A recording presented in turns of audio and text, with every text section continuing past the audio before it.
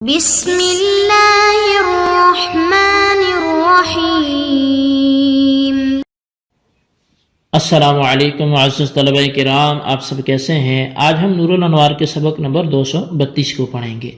آج کے ہمارے سبق کا عنوان ہے مجمل کے حکم کا بیان۔ آج کے ہمارے سبق کی جو عبارت ہے وہ وَحُکْمُهُ اعتقاد الحقیۃ فیما هو المراد سے شروع ہوتی ہے۔ آئیے سب سے پہلے عبارت پڑھ کے اس کا ترجمہ کرتے ہیں، اس کے بعد اس کی باقاعدہ وضاحت و تشریح کی طرف بڑھتے ہیں۔ تو ایک سمپل سی بات ہے، اگر ہم آج کے سبق میں دیکھیں کیا پڑھیں گے تو ہم مجمل کا حکم پڑھیں گے، اور مجمل کے حکم میں پھر ہم ایک چیز پڑھیں گے کہ بیان شافی جو ہے اس کی مثال کیا ہے، اور بیان شافی کی وضاحت یہ ہم آج کے سبق میں سنیں گے۔ اس کی مثال میں ہم دو چیزیں پڑھیں گے، ایک نماز اور دوسری زکوٰۃ۔ تو آئیے سب سے پہلے ہم سبق کی عبارت پڑھتے ہیں، اس کا ترجمہ کرتے ہیں، اس کے بعد پھر وضاحت کی طرف بڑھتے ہیں۔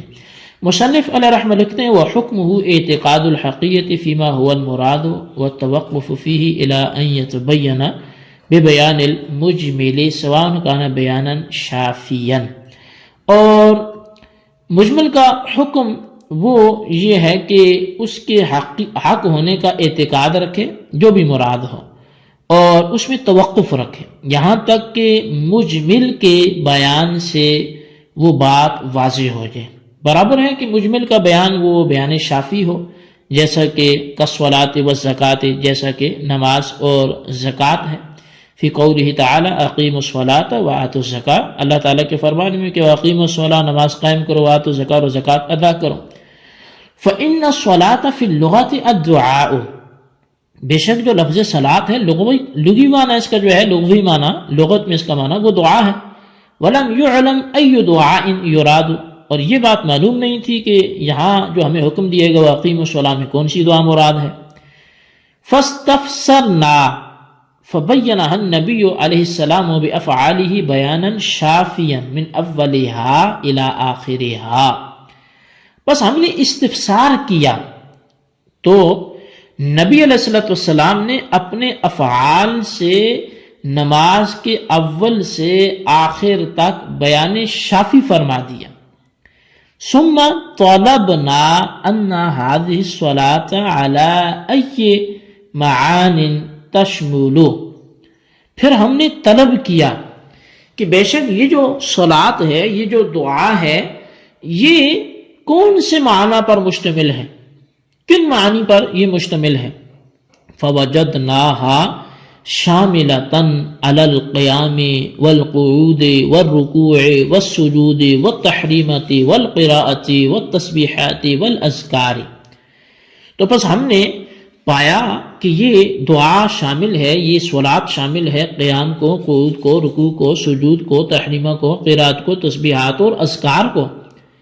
فلما تأملنا علمنا ان بعضها فرض وبعضها واجب وبعضها سنة وبعضها مستحبة فصار مفسرا بعد ان كان مجملا۔ تو پس جب ہم نے تأمل کیا تو ہمیں علم ہوا کہ بے شک ان میں سے بھی جو بعض ہیں وہ فرض ہیں، بعض واجب ہیں، بعض سنت ہیں، اور بعض مستحب ہیں۔ بس یہ مفسر ہو گیا بعد اس کی کہ یہ مجمل تھا۔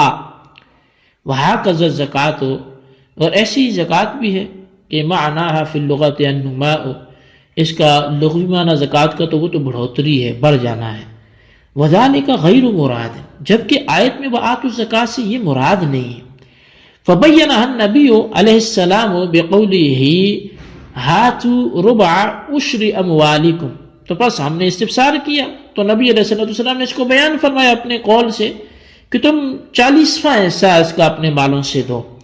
وقول علیہ السلام، اور نبی علیہ السلام کا دوسرا یہ فرمان کہ لیس علیک فی الذهب شیء حتی یبلغ 20 مثقال ولیس علیک فی الفضة شیء حتی یبلغ 200 درہم، کہ تجھ پر سونے میں کوئی چیز نہیں ہے یہاں تک کہ وہ 20 مثقال کو پہنچ جائے، اور تجھ پر چاندی بھی کوئی چیز واجب نہیں ہے یہاں تک کہ وہ 200 درہم کو پہنچ جائے۔ وَهَكَذَا قَالَ فِي بَابِ الصَّوَائِمِ، اور ایسی ہی آپ نے سائمہ کے حوالے سے بھی بیان فرمایا۔ ثُمَّ طَلَبْنَا الْأَسْبَابَ والشروط والأوصاف والعلل فعلمنا أن ملك النصاب علة وحولان الحول شرط وهكذا القياس. تو فرمایا کہ پھر ہم نے اسباب اور شروط اور اوصاف اور علتوں کو طلب کیا تو ہمیں پتہ چلا کہ نصاب کا مالک ہونا یہ علت ہے زکوٰۃ کی، اور سال کا گزر جانا یہ شرط ہے، اور یہی قیاس ہے. جی طلبہ کرام، یہ ہمارے آج کے سبق کی عبارت، اس کا ترجمہ تھا. آئیے ہم آج کے سبق کی وضاحت کی طرف بڑھتے ہیں. ماتن نے کہا کہ مجمل کا حکم یہ ہے کہ اس کی مراد کے حق ہونے کا اعتقاد ہو اور عمل کرنے کا سلسلے میں اس قدر توقف ہو کہ مجمل کے بیان سے کلام کی مراد ظاہر ہو جائے. متکلم کا یہ بیان کبھی تو ایسا بیان شافی ہوگا کہ اس کے بعد کوئی خفا ہی نہیں رہے گا، اور کبھی متکلم کا یہ بیان غیر شافی ہوگا. تو ثانی کی مثال جو ہے یعنی غیر شافی کی تو آج ہم نے پڑھا ہی نہیں ہے، وہ انشاءاللہ ہم آئندہ سبق میں پڑھیں گے. لیکن اول کی مثال کی، جب متکلم کا بیان شافی ہو، اس کی مثال اللہ تبارک و تعالیٰ کے یہ فرمان ہے کہ اقیم الصلاۃ وآتوا الزکاۃ، کہ یہاں جو لفظ صلاۃ اور زکوٰۃ ہے یہ مثال بنیں گے، کیونکہ صلاۃ اور زکوٰۃ دونوں مجمل ہیں. اس لیے کہ لغت میں صلاۃ کے معنی دعا کے ہیں، لیکن یہ معلوم نہیں کہ یہاں کون سی دعا مراد ہے. بس جب ہم نے اس کے بارے میں استفسار کیا تو رسول اکرم صلی اللہ علیہ وسلم نے اول تاخیر اس کی تشفی بخش وضاحت فرما دی. پھر ہم نے اس کی جستجو کی صلاۃ کس معنی پر مشتمل ہے. بس ہم نے دیکھا کہ صلاۃ قیام، قعود، رکوع، سجود، تحریمہ، قراءت، تسبیحات، اذکار پر مشتمل ہے، اور رسول اکرم صلی اللہ علیہ وسلم نے ان تمام چیزوں کی پوری رعایت بھی کی ہے. پھر جب ہم نے تأمل اور غور و فکر کیا تو ہمیں معلوم ہوا کہ ان میں سے بعض فرض ہیں، مثلا قیام، رکوع، سجود، بعض واجب ہیں، مثلا قراءت فاتحہ، بعض سنت ہیں، مثلا تسبیحات، رکوع، بعض مستحب ہیں، مثلا قد اخیرہ میں صلاۃ علی النبی کے بعد دعا. بس لفظ صلاۃ جو مجمل تھا رسول اکرم صلی اللہ علیہ وسلم کی وضاحت فرمانے کے بعد وہ مفسر ہو گیا.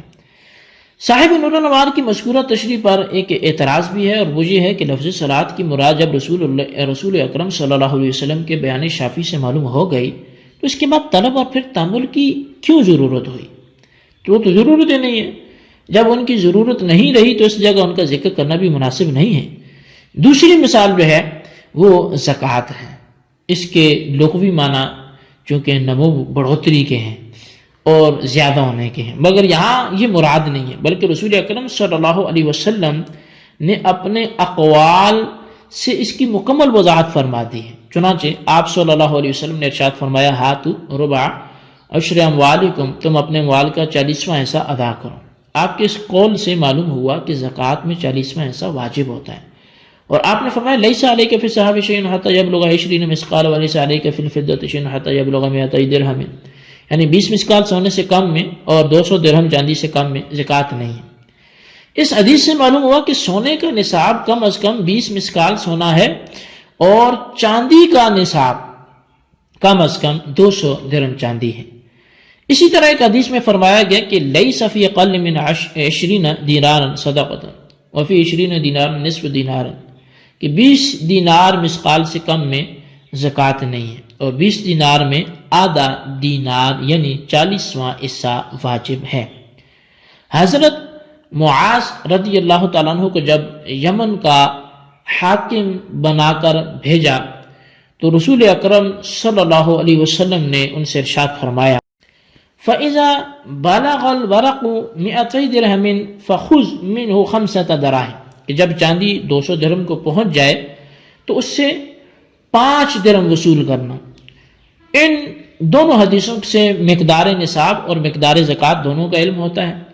اسی طرح آپ نے سوائم یعنی اکثر سال چر کر اکتفا کرنے والے جانوروں کے بارے میں، جن کو سائمہ جانور بولتے ہیں، فرمایا کہ بکریوں کی زکوٰۃ اور نصاب کے بارے میں آپ نے فرمایا فی کل 40 شاۃ، ہر 40 بکریوں میں ایک بکری واجب ہے. اسی طرح رسول اکرم صلی اللہ علیہ وسلم کی اس وضاحت کے بعد ہم نے زکوٰۃ کے اسباب، شروط، اوصاف، علتوں کو تلاش کیا تو معلوم ہوا کہ نصاب کا مالک ہونا یہ زکوٰۃ فرض ہونے کی علت ہے، اور ادائے زکوٰۃ کا سبب اللہ تبارک و تعالیٰ کا خطاب آتوا الزکاۃ ہے، اور ادائے زکوٰۃ کے فرض ہونے کی شرط حولان حول ہے، یعنی سال کا گزرنا ہے، اور رہا نفسی زکوٰۃ کا فرض ہونا تو اس کی شرط جو ہے وہ بندے کا عاقل بالغ آزاد اور مسلمان ہونا ہے۔ تو اسی طرح اور چیزوں کو قیاس کیا جائے گا، مثلا زکوٰۃ وصول کرنے والے کے لیے ضروری ہے کہ وہ اوسط درجہ کا مال وصول کرے، اعلیٰ درجہ کا مال وصول نہ کرے۔ آت الزکوٰۃ کی مراد بھی چونکہ رسول اکرم صلی اللہ علیہ وسلم کے بیان شافی سے معلوم ہوگی، اس لیے یہاں بھی طلب کا ذکر کرنا مناسب نہیں تھا۔ برل جی یہ ہمارا آج کا سبق تھا جو ہم نے سنا۔ ایک تو ہم نے مجمل کا جو حکم تھا وہ پڑھا، اور اس کے بعد یہ کہ اس کا اجمال دور کیسے ہوگا، تو وہ یا تو بیان شافی سے ہوگا یا غیر شافی سے ہوگا۔ بیان شافی سے ہوگا تو اس کی مثال ہم نے پڑھ لی صلاۃ اور زکوٰۃ کی، غیر شافی سے ہوگا تو انشاءاللہ ہم آئندہ سبق میں اس کو پڑھنے کی کوشش کریں گے۔ اللہ تبارک و تعالیٰ سے دعا ہے جو کچھ ہم نے پڑھا سنا اسے یاد رکھنے کی توفیق نصیب اور آج کے سبق کو اچھی طرح سمجھیں، خلاصہ اس کے رجسٹر پہ ضرور لکھیں اور اس کے خلاصے کو لکھنا نہ بھولیں۔ ان سوالات کا جوابات بھی تحریر کریں۔ سوال نمبر 1 یہ ہے کہ مجمل کا حکم بیان کریں، اور سوال نمبر 2 یہ ہے کہ مجمل کے بیان سے اجمال کیسے دور ہوگا، بیان شافی کے طور پر کوئی ایک مثال واضح کریں۔ اللہ تبارک و تعالیٰ سے دعا ہے جو کچھ ہم نے پڑھا سنا اسے یاد رکھنے کی توفیق عطا فرمائے، آمین بجاہ نبی الامین صلی اللہ علیہ وسلم۔